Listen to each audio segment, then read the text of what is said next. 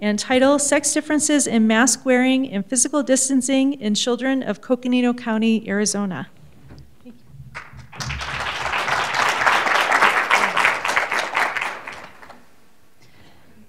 COVID drastically changed the lives of people worldwide. Practically overnight, we adapted to working and schooling from home. These changes were hard for many, but perhaps none so much as working parents. Kids fell behind in learning and social development. I'm sorry.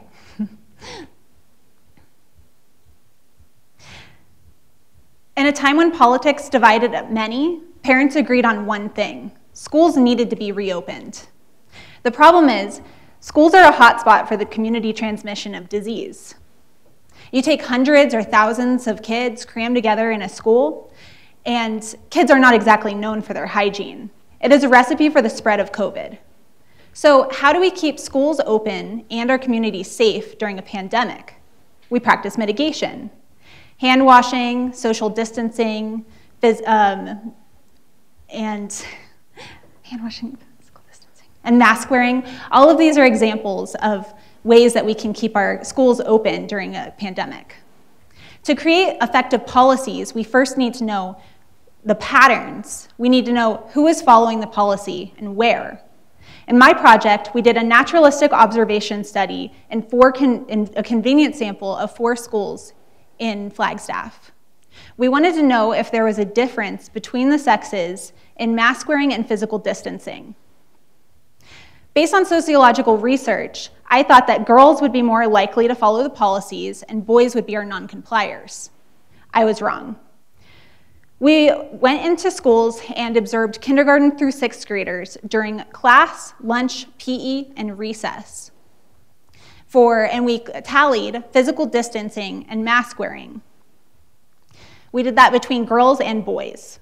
For mask wearing, we classified based on fully, partially, or none. For physical distancing, we looked at whether kids were 6 feet away from other people or not. We conducted over 3,000 counts each for physical distancing and mask wearing. Then we looked at the proportions of observations within each category. We used a 2-tailed z-test in Excel using formulas and functions to determine significance. We found no significant results in mask wearing between genders.